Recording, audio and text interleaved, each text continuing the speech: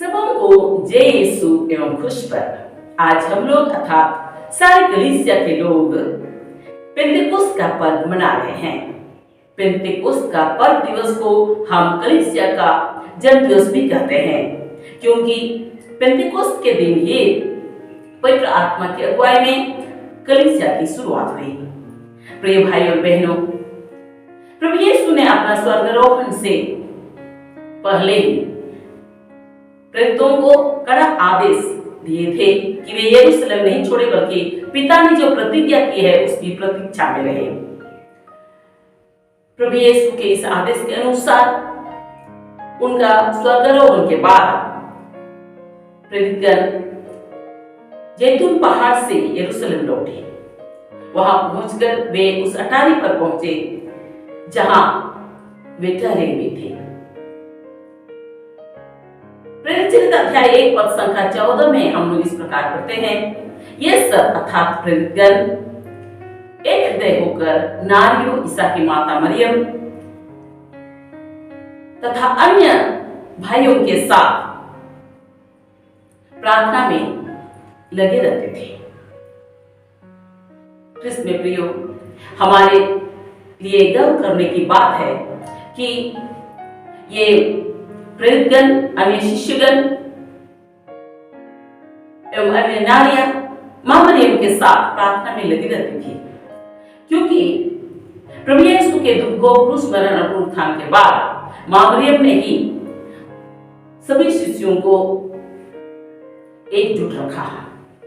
जब प्रभु के आदेश अनुसार इस प्रकार वे एकजुट होकर प्रार्थना में लगे हुए थे, तब पेंतेकोस्त के दिन में पवित्र आत्मा उन सबों पर उतरा।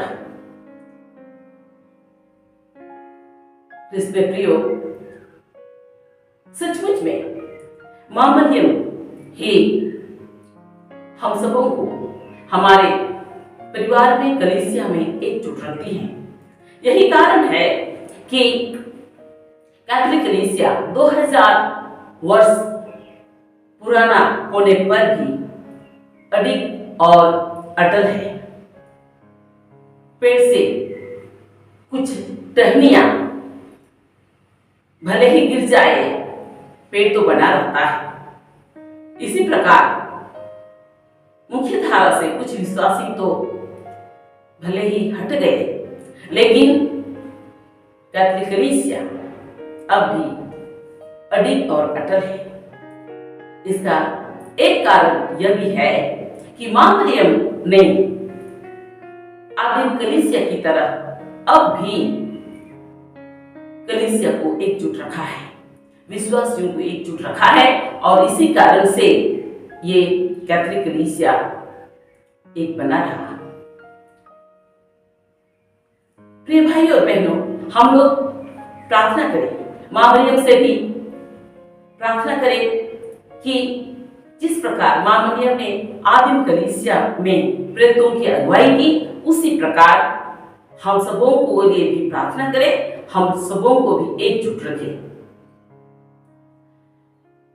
जब पेंतेकोस्त का दिन आया तो सब शिष्यगण एक स्थान पर एकत्रित थे, और जब वे एक स्थान पर एकत्रित थे प्रार्थना करते हुए, तब अचानक आंधी जैसी आवाज सुनाई पड़ी और सारा घर जहां वे ठहरे हुए थे गूंज उठा।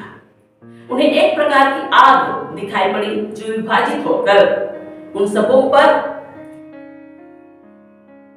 उनके ऊपर चढ़ गया। सब पवित्र आत्मा से भर गए और पवित्र आत्मा से प्रदत्त वरदान के अनुसार भिन्न भिन्न भाषाएं बोलने लगे।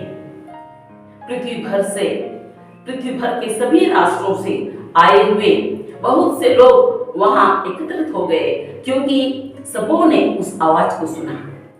सब विस्मित थे, क्योंकि हर एक अपनी अपनी भाषा में प्रेरितों को बोलते सुन रहे थे।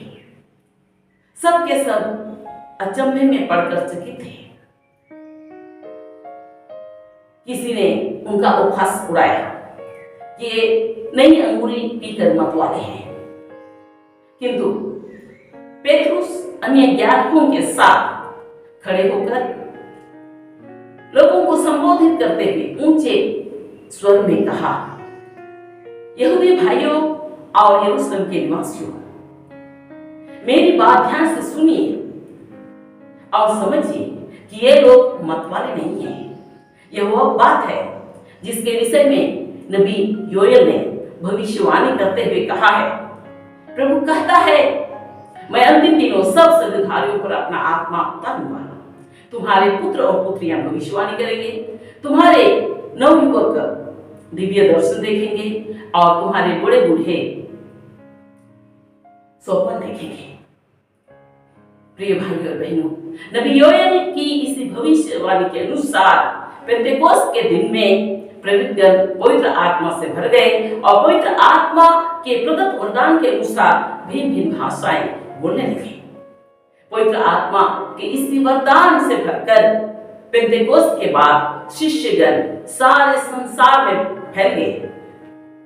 संसार के विभिन्न देशों में जाकर उन्होंने सामर्थ्य के साथ सुसमाचार का प्रचार किया।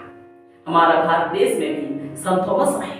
संत थॉमस को भी भारतीय भाषा मालूम नहीं थी, फिर भी उन्होंने पवित्र आत्मा का इसी वरदान से भरकर अन्य भाषा अर्थात भारतीय भाषा में उन्होंने वचन सुनाया होगा और इस तरह से बहुत लोगों को विश्वास का वरदान मिला।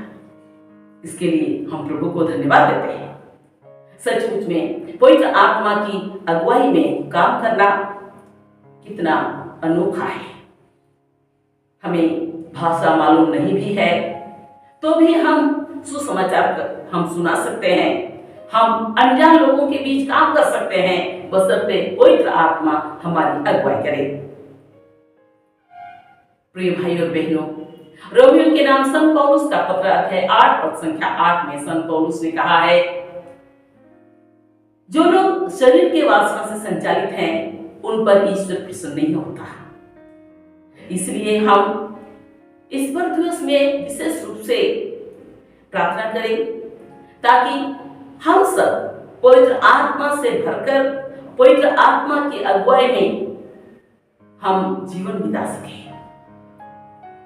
क्योंकि रोमियों के नाम संत पौलुस का पत्र अध्याय 8 पद संख्या 15 में संत पौलुस ने फिर कहा है, जो लोग ईश्वर के आत्मा से संचालित हैं वे सब ईश्वर के पुत्र हैं अर्थात ईश्वर की संतान हैं। तो इसलिए ईश्वर की संतान होने का सुख अनुभव करने के लिए हमें पवित्र आत्मा की अगुवाई में जीवन बिताना है। यूहन्ना का सुसमाचार अध्याय 20 पद संख्या 22 में हम पढ़ते हैं, प्रभु यीशु ने अपने शिष्यों पर फूंक कर कहा, पवित्र आत्मा को ग्रहण करो। प्रभु यीशु अब भी हमें पवित्र आत्मा देते हैं अपने वचनों के द्वारा, पवित्र परम प्रसाद के द्वारा, अन्य साक्रामेंट द्वारा प्रभु हमें पवित्र आत्मा देते हैं, लेकिन उसको ग्रहण करने के लिए हमें कृपा चाहिए। यदि हम पवित्र जीवन जिएंगे, ईश्वर के वचन के अनुसार जिएंगे, तो हम पवित्र परम प्रसाद ग्रहण करते समय, वचन सुनते समय या अन्य साक्रामेंट ग्रहण करते समय हम पवित्र आत्मा का अभिषेक को अनुभव करेंगे। यदि हम पवित्र जीवन नहीं जिएंगे तो मिसा बलिदान, रिट्रीट या फिर दूसरा साक्रामेंट, ये सब हमारे लिए रूटीन जैसा बन जाएगा, हमको कोई अनुभव नहीं मिलेगा। इसलिए हम प्रभु से कृपा मांगे ताकि हम पवित्र जीवन जिए और हर एक कदम में हम प्रभु की उपस्थिति को, पवित्र आत्मा का अभिषेक को हम अनुभव कर सके। आज हम इस पर्व दिवस के अवसर पर हम एक कृपा मांगे। हम अपने दैनिक जीवन में हजारों बार, लाखों बार हम सांस लेते हैं, अनगिनत बार हम सांस लेते हैं और सांस में हम ऑक्सीजन को हम सांस में लेते हैं और कार्बन डाइऑक्साइड को हम सांस में छोड़ते हैं, शरीर से छोड़ते हैं। तो हम एक अभ्यास कर्म करें, हम मन में रखें, जब हम ऑक्सीजन को सांस में लेते हैं, शरीर में लेते हैं, तो हम पवित्र आत्मा को हम उसके साथ हम अपने जीवन में ले। और जब हम सांस छोड़ते हैं कार्बन डाइऑक्साइड के साथ, हम मन में ये रखते हुए कि हम पाप का आत्मा को हम छोड़ रहे हैं। हमें जो बुराई का आत्मा है, नशा का आत्मा है, वासना का आत्मा है, गुस्सा नफरत का आत्मा है, और इसी तरह हर बुराई का आत्मा को हम सांस छोड़ते समय कार्बन डाइऑक्साइड के साथ हम छोड़े। और इस तरह ऐसा अभ्यास करने से क्या होगा, हम अपने दैनिक जीवन में निरंतर पवित्र बनते जाएंगे और ईश्वर की कृपा से, पवित्र आत्मा से हम भरते जाएंगे। तो इसलिए आइए हम इसके लिए कृपा मांगे ताकि हम और ज्यादा पवित्र आत्मा की अगुवाई में हम जीवन जी सके। आइए हम प्रार्थना करें। हे अब्बा पिता, तूने नबी योएल के द्वारा कहा है, मैं सब शरीरधारियों पर अपना आत्मा उतारूंगा। हे अब्बा पिता, आज पेंतेकोस्त के पर्व दिवस पर हम विशेष रूप से प्रार्थना करते हैं, अपनी प्रतिज्ञा के अनुसार हमें पवित्र आत्मा प्रदान कर, ताकि हम अब से हर एक कदम में पवित्र आत्मा की अगुवाई में हम जीवन बिताएं और इस तरह से हम हर एक कदम में तेरी इच्छा को हम समझ सके और तेरी इच्छा के अनुसार जीवन जिए, और इस तरह से हम हर एक कदम में तेरी उपस्थिति, तेरी असीम दया और कृपा को हम अनुभव कर सके, और इस तरह से हम सदा तेरे प्रेम